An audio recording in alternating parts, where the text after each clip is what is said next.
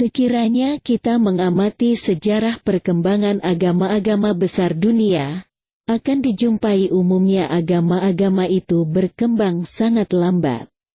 Ada yang memerlukan waktu ratusan tahun. Bahkan ada yang ribuan tahun baru berkembang secara luas.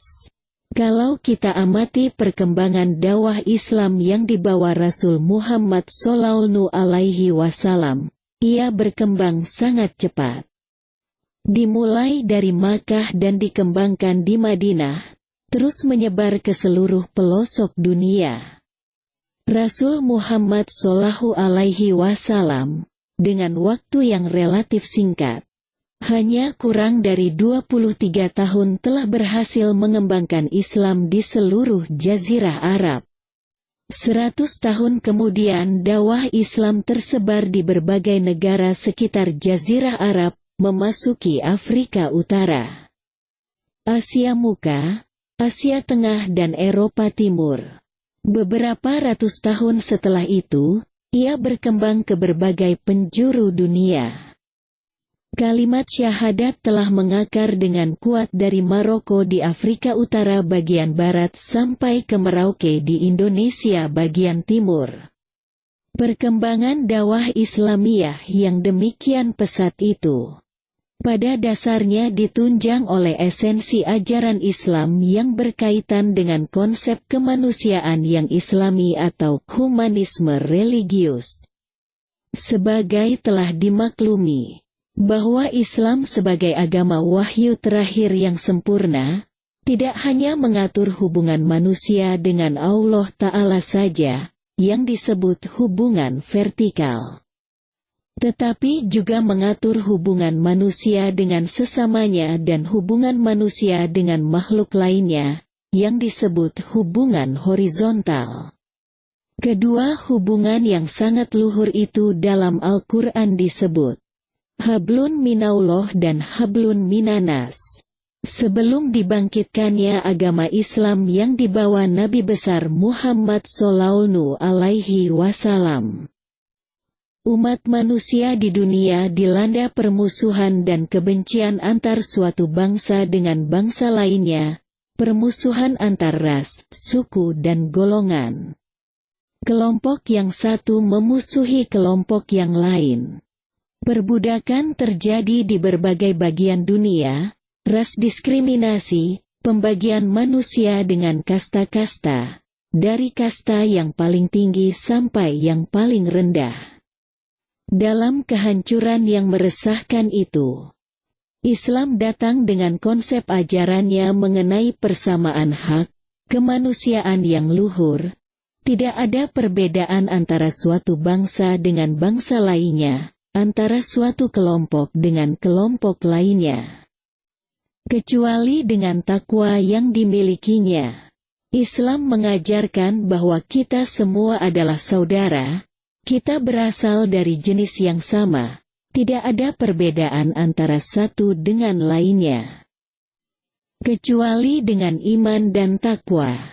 Ajaran tentang humanisme tergambar dengan jelas melalui pesan-pesan Nabi Muhammad Shallallahu Alaihi Wasallam di Padang Arafah.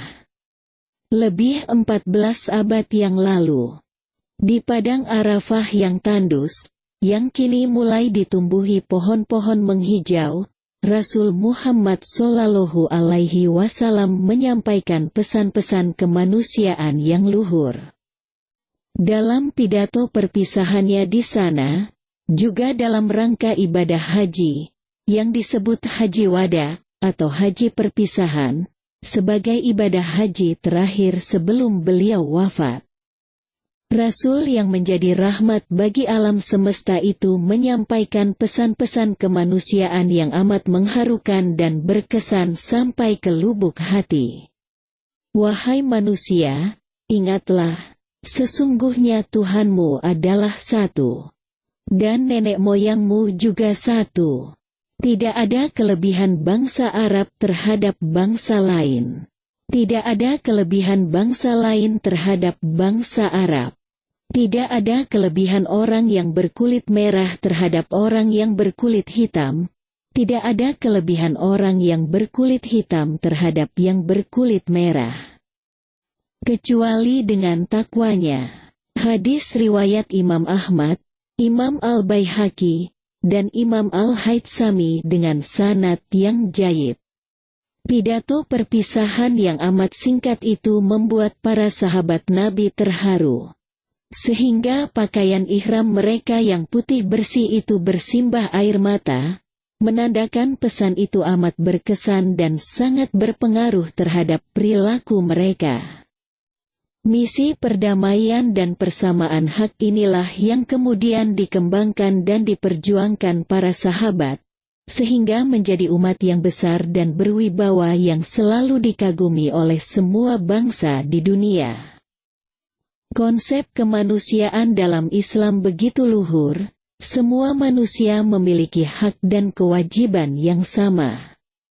Kita semua adalah bersaudara, tidak ada perbedaan antara yang satu dengan lainnya, kecuali dengan iman dan takwanya. Firman Allah Ta'ala, "Wahai manusia, sesungguhnya kami menciptakan kamu sekalian dari seorang pria dan seorang wanita dan kami menjadikan kamu berbagai bangsa dan suku, agar kamu saling kenal mengenal.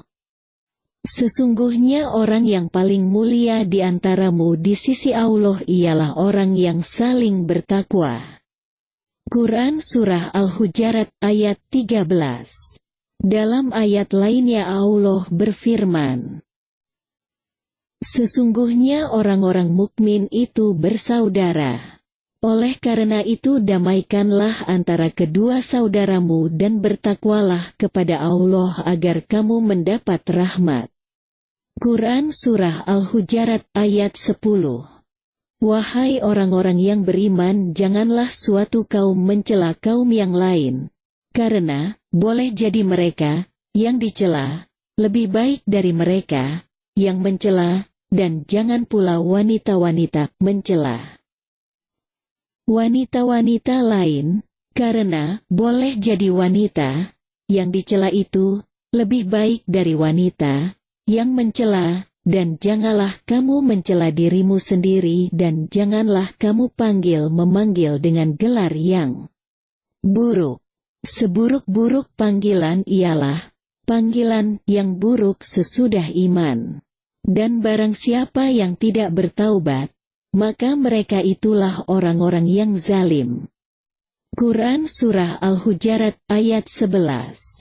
Beberapa ayat tersebut di atas jelas sekali membimbing umat manusia agar menjalin persaudaraan terhadap sesamanya, saling berpesan mengenai kebenaran, ketabahan dan kesabaran.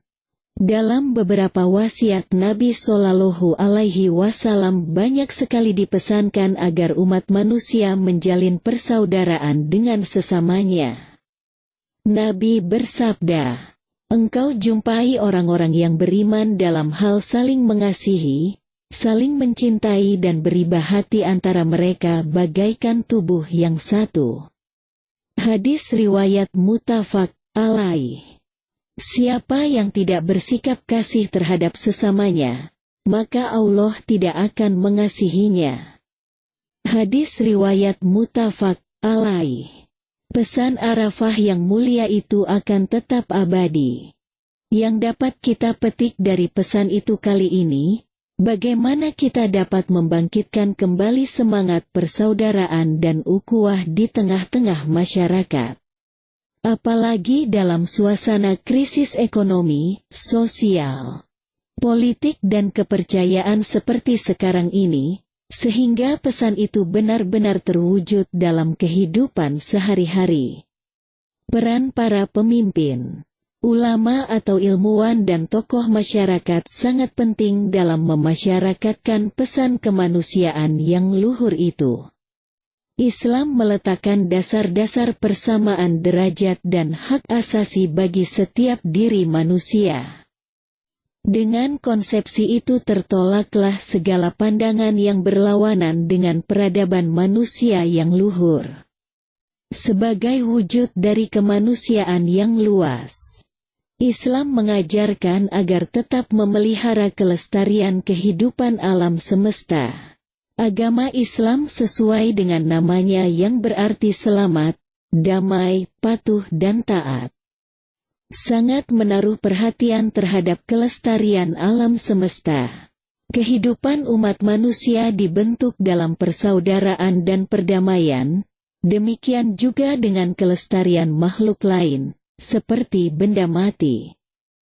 Flora dan fauna. Umat manusia diarahkan agar mengusahakan perbaikan dalam alam raya ini dan menghindari perbuatan yang merusak serta tercela. Perhatikan ayat berikut. Dan carilah apa yang telah dianugerahkan Allah kepadamu, kebahagiaan negeri akhirat. Dan janganlah kamu melupakan bahagianmu dari kenikmatan duniawi dan berbuat baiklah kepada orang lain, sebagaimana Allah telah berbuat baik kepadamu. Dan janganlah kamu berbuat kerusakan di muka bumi. Sesungguhnya Allah tidak menyukai orang-orang yang berbuat kerusakan. Quran Surah Al-Qasas ayat 77. Dan janganlah kamu berkeliaran di muka bumi dengan berbuat kerusakan. Quran Surah Al-Baqarah ayat 60. Dan janganlah kamu berbuat kerusakan di muka bumi sesudah Tuhan memperbaikinya. Quran Surah Al-A'raf ayat 56. Dalam ayat lain Allah Ta'ala mengingatkan kita bahwa berbagai kerusakan yang terjadi dalam alam semesta, kerusakan di darat, laut dan udara adalah disebabkan oleh perbuatan manusia. Kerusakan itu disebabkan oleh ulah manusia yang hanya mementingkan diri sendiri, yang serakah, yang senang berbuat kerusakan. Mereka berlomba-lomba dengan teknologi canggihnya untuk saling menguasai dan saling merusak terhadap kehidupan alam semesta. Perilaku manusia seperti itu akan menjadi bumerang yang membinasakan diri sendiri dan manusia lainnya.